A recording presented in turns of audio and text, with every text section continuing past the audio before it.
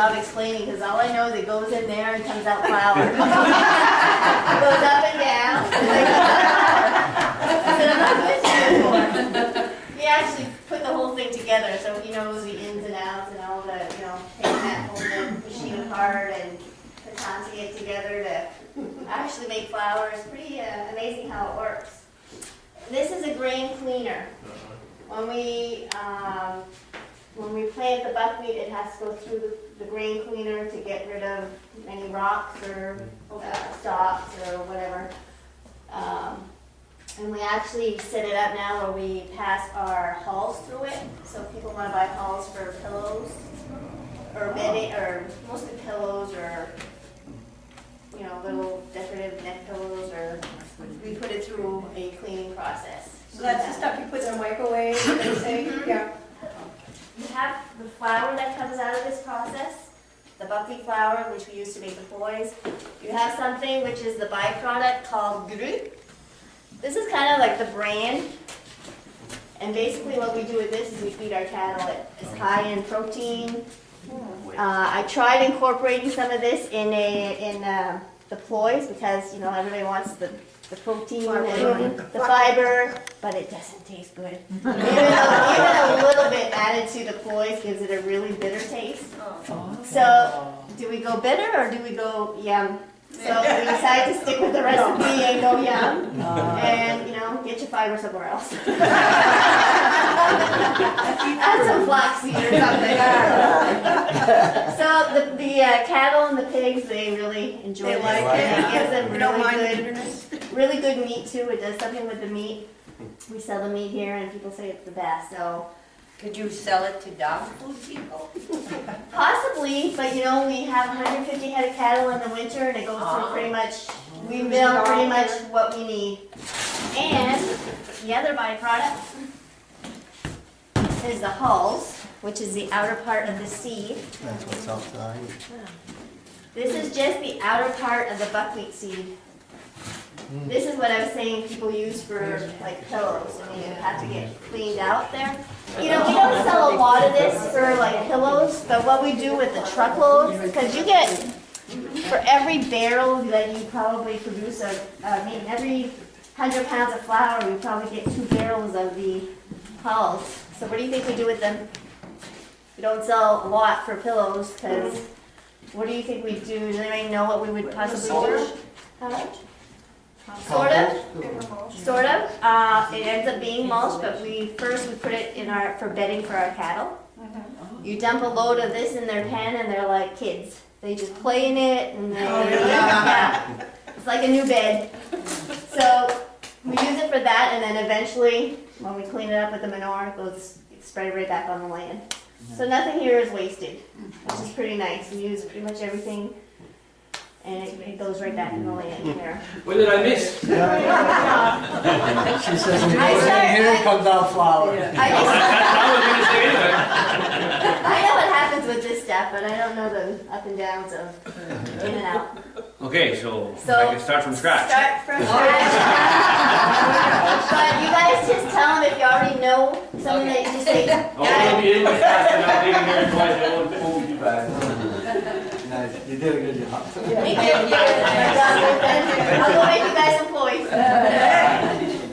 We'll start off with that mill. That's a buckwheat mill that grinds all our flour. My father found that in Canada, in Baker Lake. There was a machinist out there who had that behind his building on pallets, 2 or 3, 4 pallets, the whole setup here. Under tarps. Whether he had plans to use it or how long it had been there, I don't know. But anyway, we were able to buy it, and there was 2 mills. We took them apart and to make one. And on the inside of that one, on the wall right over here somewhere, on this side here, it said it was repaired in Galt, Ontario in 1898. So how old is it? I can't tell you. But anyway, we were able to get her going and milling the right way to be able to do the job for us. So that being said, we're gonna come over to the beginning here. We harvest our buckwheat this time of year. Well, within a week I'd like to be harvesting buckwheat. It's just about ready. We dry it to a low enough moisture, around 14–15% moisture, so it will store in the tank. It won't mold, mildew, or have any mold coming on. So once it's dried, we put it in our grain tank. There are two big grain silos on the side of the building here. The one furthest away is for oats, and the one closest to us is for buckwheat. We put the buckwheat in there in the fall. We store it all in the tank, and when we need it, when we need to mill. 4 years ago, I put an auger that tapped my building into the tank. So instead of putting it in barrels like I was doing, fill it up there, bring it around in the door and into here, you know, once this is all running, you hit the switch and the auger takes it right out of the building, which is, let me tell you, much more efficient. Once the grain from the tank comes up the auger, falls into a hole in the floor here that funnels all the buckwheat into a 4-inch stovepipe, like you will see across the room here. It funnels it into this cup elevator. This is the grain that comes from the tank now into this cup elevator. This is a box, a hollow box here, and there's a strap, 4-inch wide strap with cups on it. As that turns, it picks up all the grain that comes from the tank and throws it out this pipe here. That's turning all day long. Once the buckwheat slides down this pipe, it goes into a pre-cleaner or a cleaner. It takes out any stones, larger rocks, any nuts, bolts that comes from the combine or the dryer or wherever it may be. It takes out a lot of the chaff, the stalks from the buckwheat. The weed seeds are very small, so it comes out this bottom trough here, and the larger stuff, the large rocks, or like I say, any nuts, bolts, screws, whatever, comes out the top and falls into here, and that's garbage. The clean grain now falls downstairs into this cup elevator. It's all funneled through these stovepipes here, and it goes into this cup elevator. These are 3 cup elevators that turn continuously all day long, that pick up the grain and material from downstairs, bring it upstairs to do the process. Now we have this elevator that has just picked up the clean grain out of this cleaner here. It brings it upstairs, and from up there we have a hopper that holds about 4 barrels that size. 4 of those upstairs, a reserve that will feed the mill, and it will flow down that second pipe into the mill. Now this mill has got 2 sets of wheels that turn towards each other. They're turning at different speeds. They're grooved, not straight across the wheel, but the helical or spiral they call it. They're not straight across, and turning at different speeds. They're helical, and there was another thing going on there. The clearance is 18 thousandths of an inch, so they're very close. So what happens is when the buckwheat falls through the wheels, these grooves twist the grain. If they would be straight, or even no grooves at all, they would just flatten out the grain. But in being at an angle and turning at different speeds, they twist the grain open, which allows the flour material to be sifted out. So that, anyway, okay, now that it goes to one side of the mill, where the buckwheat is twisted, it falls back downstairs into this cup elevator. Goes upstairs into a screen that we made. It's a drum screen, 10 feet by 3 feet in diameter, 10 feet long, and it's at an angle. So the gravity, I think it's 5 inches pitch from one end to the other. So all of the buckwheat hulls now and the flour material is deposited at one end of the screen to sift out the flour. And as that turns, it meanders all the way back down to this. Like I say, it's 10 feet long, so it probably starts here. And as that's turning, the material is flowing down the screen this way here. Flour is constantly falling through, and the hulls, which stay inside the screen, come out this pipe here. So we have these barrels.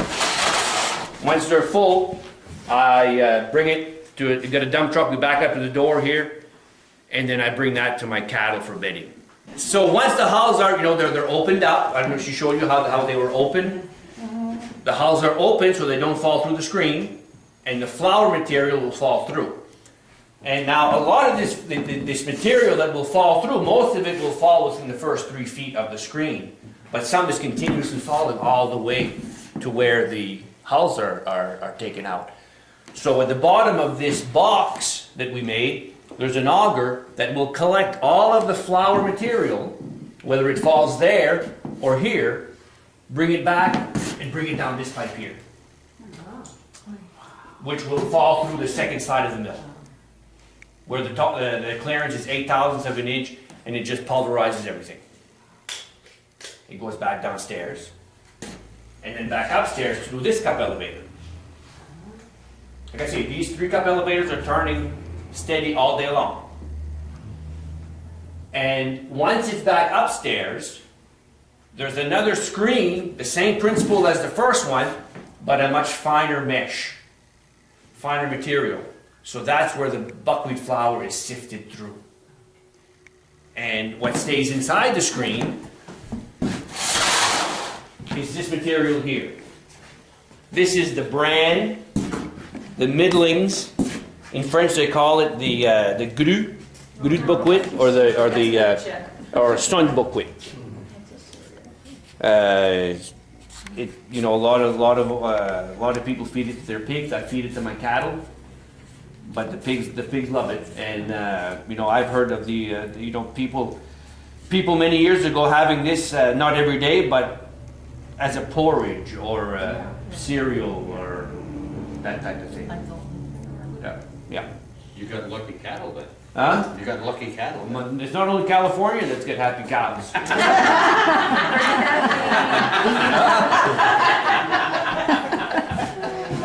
So that stays, like I say, stays inside the screen. That second screen has got a much finer mesh material, and the flour that has fallen through, some falls at the beginning of the screen, some falls at the end, but so all that is buckwheat flour. So there's an auger again at the bottom of that box, which brings all the flour back this way and falls into this pipe here. And that's where we get the buckwheat flour. And what stays inside the screen, inside the drum, comes out here. This is where we weigh it for the people who want cattle feed, pig feed. I feed it to my cows, and that's what's behind you in those bags. And the buckwheat flour, we bring it into our other room, which we're going to see in a minute, where we do the packaging. Every year is different as far as milling is concerned. 'Cause that's how I look at it. I mill so many bushel. And a bushel, which is 48 pounds of buckwheat, yields about 17 pounds of flour. So every bushel? Every bushel. One of those barrels is 4 bushel. Okay. So one of those barrels can give you anywhere, depending on the year, what Mother Nature brings us as far as the growing conditions, can be anywhere from 60 to 80 pounds of flour. That's pretty good. That one barrel. 200 pounds of flour, 200 pounds of grain will give you 60 to 80 pounds of buckwheat flour. Pretty good. Like I say, depending on the weather. And the hulls go out to the cattle for bedding, and the balance, which would be the bran, the middlings, goes for animal feed. Well, once you hit the switch there, once all this is turned on and you finally hit the auger, it probably takes 10 minutes to fill a bag. From start to finish. And then about, well, I say 10 minutes, maybe 15, because it's going to go through the process. Yeah. But once you're milling, you fill a bag, you can fill a bag in 6 to 7 minutes of buckwheat flour. Wow. So it keeps a person in here when you're at your max speed. He's moving, you know, not wide open, but he's checking that, making sure the popper upstairs is in full, making sure everything is turning. You know, it's sewing these bags and taking care of everything and doing some cleaning as he goes. A man in here, it takes. He's not idle, you know. He's not idle. Now, what does that big unit do? This Can you talk is about this that? is separate from the mill. This is just a cleaner that I clean grain for in the spring for planting. Oh, okay. I clean my oats and buckwheat in there. You can clean. You change the sieves, the screens. You can clean small Timothy clover seed to soybeans. So that, you know, that is a necessity for planting. There's a field up going towards town. There's a field up on the left, and up on the strip road here. You see it every day. On the low side of the road, you see fields that are getting red, that are getting ready. Buckwheat is not a grain. It's part of the rhubarb family. It's a weed. Seriously, It's part of a what? the rhubarb. Rhubarb. Oh, interesting. It's not a cereal grain like oats, wheat, barley, rye. And maybe that's a reason there's no gluten in it. You know, from what I was told, our ancestors that came in from wherever they came in from, that was growing wild. It was growing. Oh, interesting. I wasn't there, but that's what I've been told. That's what I've been told. Well, no, I've said it before. I've said it before. No, like I say, we take care of it. We don't run it 3-4 days straight. When these mills were made, they weren't made to mill all day. Because this was parked in some owner's building, whoever it may be, and farmers would go there with 2 barrels, or 3 barrels, or 5 barrels for enough buckwheat flour for the winter. You know, it wasn't milling a bag every 7 minutes. Right. Commercially, yes. Well, to them it was commercially, but it was a much smaller scale. Everybody had 10 acres of buckwheat, 20 acres of buckwheat for rotation, and that flour would keep their bread going all winter long. But like I say, this wasn't made for that, so we've been at it long enough. I'm not saying that we can fix anything on it, but we have an idea how things work now. That if something happens with any sifter upstairs, we can get by, and we hope. Seeing as buckwheat is gluten-free, that is what's been picking up. Not so much the flour itself, that's been holding its own, but the gluten-free is building. I saw in your popularity. display you have like 3 or 4 different varieties. We have 3 varieties. We have the regular in the 1.5 and the 3. We have the buckwheat flour, and we also have the whole wheat in the mix. It's like the regular, but the whole wheat is substituted for the white flour. Anyway, we can go in the other room if everybody's all set in here. Any other questions? In here, in this room, we take the buckwheat flour out of the other room, 50-pound bags. We run it through we sift it again. If there's any glue left over that the mill didn't take out, or if there's a hull that kind of bumps around and ended up in the flour, anyway, we sift it all again. We put that into the mixer with our white flour or our whole wheat. We add our baking powder and salt. That sifts, that mixes. When it's done mixing, we drop it in the bottom of the hopper. That brings it up, the elevator brings it up into our bagging unit here. And this works well, it can weigh whatever weight you want to put, the parameters you want to punch into the keypad here. But we have it set for 1.5 and 3 pounds. So whenever this weigh cell and sees that it's got 3 pounds into the hopper, that opens up, and then hopefully you're holding the bag. And like I say, 1.5 or 3 pound bags. We do some, we fine tune the weight on that scale. Sometimes it's not quite accurate or right where it has to be. Once that's fine tuned, we seal the bottom of the bag because these bags are not quite sealed enough for sifting. You know, that buckwheat flour is very fine, so it'll find any crack available. So that right there prevents a lot of the mess in the cases or on the store shelves or wherever they end up. And then they're off to wherever they go. Is there a difference in proportion between your white flour and your wheat? Same amount. You put 50 pounds in there of whole wheat or 50 pounds of white flour, depending if we're making the whole wheat blend or the regular. So would the whole wheat be gluten-free as well, no? No, the only thing gluten-free is the buckwheat flour. That's what a lot of people sometimes Because have you're a hard mixing it with time. flour. Because you're mixing it with flour. Right.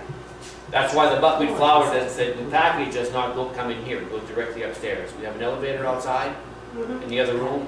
We have another room in the upstairs, basically same design as this, that we keep just the straight buckwheat flour. Because we're certified by the Celiac Association, which certifies gluten-free products, and it's like a step above everything else. We had to follow their protocol as far as how to keep it gluten-free. No barley, no anything else goes through the mill. What do you use buckwheat flour for if you don't have Oh, regular flour? Somebody's making, there's an account that we might end up getting in Vermont. They make pita bread, gluten-free pita bread. They have their recipe, they came up with a recipe and they're making gluten-free pita bread. You can make cupcakes, you can make anything, you just have to add either Yeah, that's what I'm saying. xanthium down, whatever that is. Well, whatever you have, you add has to be gluten-free as well. Yeah, whatever you add is gluten-free, so what you're missing, what the gluten doesn't add to your recipe, I think the xanthium gum does, like a binder or something. My wife knows all about it, I stay away from that part. But as far as the recipes and the, Bring it back. all that stuff, he's out of the kitchen. That's it? Nobody fell asleep? Now, you guys clap, is that still considered a standing ovation?